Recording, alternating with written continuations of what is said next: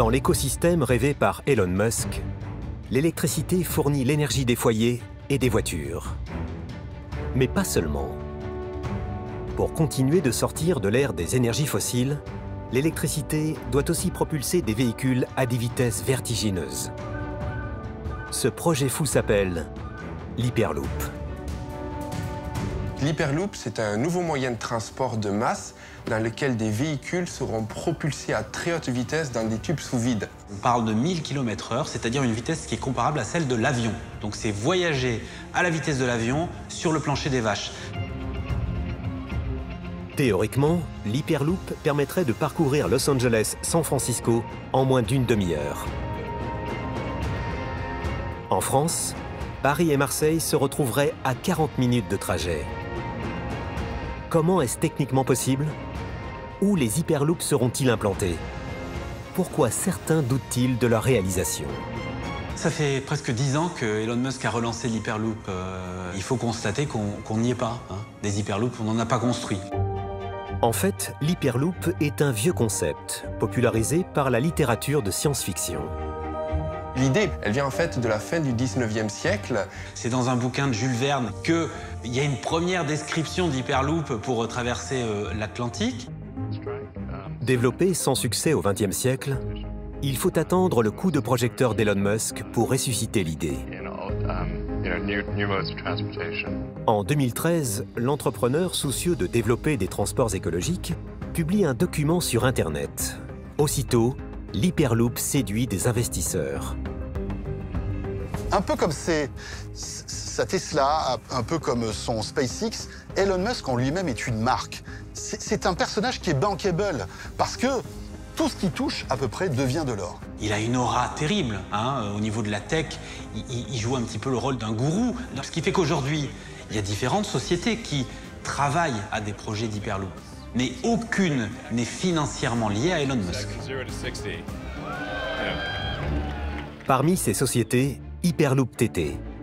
Cette entreprise américaine a installé son centre de recherche et développement en France, à Toulouse. Sur une ancienne base aérienne, on a assemblé un prototype de tube de 320 mètres de long.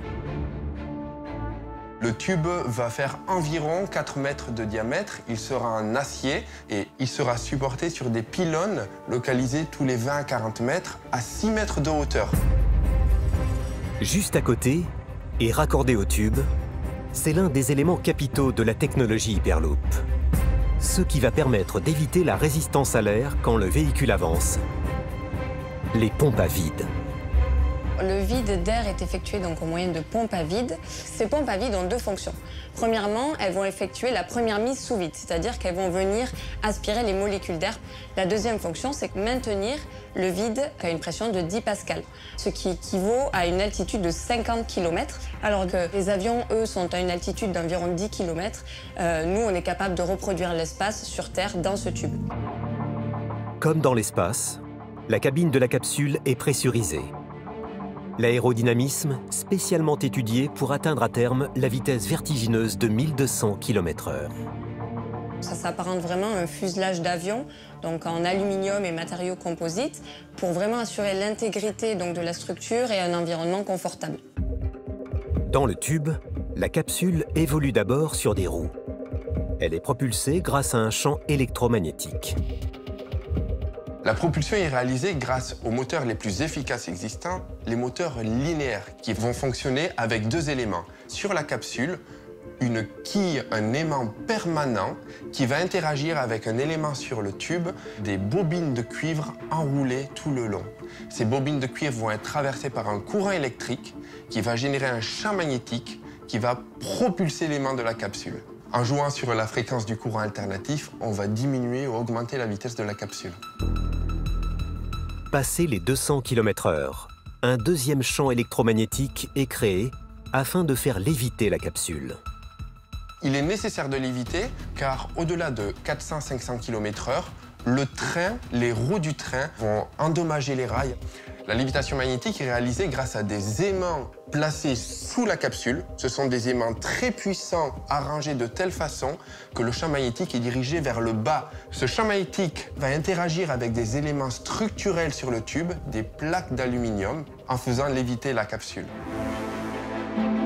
Une grande première, avec des passagers à bord, a eu lieu dans le désert du Nevada, sur une piste de 500 mètres de long, construite par la société Virgin Hyperloop du milliardaire Richard Branson. Fin 2020, 2 employés de l'entreprise jouent les cobayes. Le coup d'essai est une réussite, même si le test s'effectue à la vitesse modeste de 174 km/h. Au Canada, la société Transpod annonce la construction d'une ligne commerciale voyageurs en 2027. Sera-t-elle la première à concrétiser le vieux rêve de Jules Verne? En tout cas, l'Hyperloop devra prouver sa pertinence économique face au train et à l'avion. Le problème, c'est que ça nécessite des structures phénoménales. Il faut réinventer un réseau routier, en quelque sorte. Ça coûterait des dizaines, des centaines de milliards. Donc, voilà, on se pose la question aussi de la viabilité de ce projet. Si à l'avenir, l'Hyperloop doit relier de grandes villes entre elles, Elon Musk, businessman pragmatique, a décidé de s'occuper du cœur même des villes. Ces mégalopoles asphyxiées par les embouteillages et la pollution. Il y a un côté, je veux résoudre des problèmes concrets de la vie courante des gens. Et donc, Elon Musk, il habite dans la Silicon Valley, donc dans son quotidien, il y a beaucoup d'embouteillages. Comment est-ce que je peux éviter ça? Soit je fais des voitures volantes, mais c'est un peu compliqué de faire ça, soit je vais essayer de passer par des tunnels. La nouvelle aventure industrielle d'Elon Musk commence en 2016, avec un tweet, aux airs de blagues potaches. Les bouchons me rendent dingue. Je vais fabriquer un tunnelier et commencer à creuser. Finalement, ce n'est pas une blague, puisque son tunnelier, il l'a construit. C'est une société qui s'appelle The Boring Company. Elle fait des trous sous terre pour construire des tunnels. 1 an seulement après son tweet, Elon Musk a déjà fait creuser un tunnel d'essai sur le terrain de son entreprise SpaceX. 4 ans plus tard, en 2021, la Boring Company inaugure déjà sa première commande publique. Une boucle souterraine de 3 km, située à Las Vegas, dans l'un des plus grands centres de conférences au monde.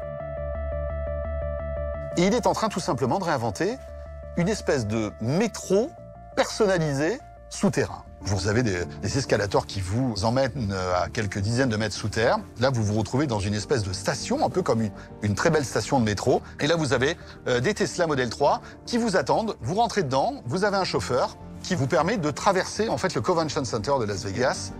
Pas de double sens de circulation dans le dispositif de Las Vegas. Les voitures circulent sur une seule voie. Une pour l'aller, une pour le retour. Dans des tunnels dont le diamètre est réduit au minimum. Ce sont des tunnels très étroits, d'ailleurs, ça peut être un peu stressant quand on prend la première fois ce tunnel. Les détracteurs disent, oui, mais vous vous rendez compte, s'il y a un accident, les voitures peuvent prendre feu, où sont les sorties de secours, etc. Mais étant donné que, en fait, les tronçons de tunnel entre chaque sortie sont assez courts, tout a été prévu pour qu'on puisse effectivement évacuer le tunnel très rapidement. Comme à son habitude, avec ce premier circuit, Elon Musk pose d'abord ses jalons avant d'améliorer progressivement son produit. Las Vegas va se retrouver avec un réseau de plus de 50 km de tunnels sous la ville, avec une quarantaine de stations. Et ce qu'imagine Elon Musk avec des robots pour piloter ces Tesla, on pourrait aller par exemple d'un point A à un point B à Las Vegas en quelques minutes en commandant sa Tesla depuis son smartphone.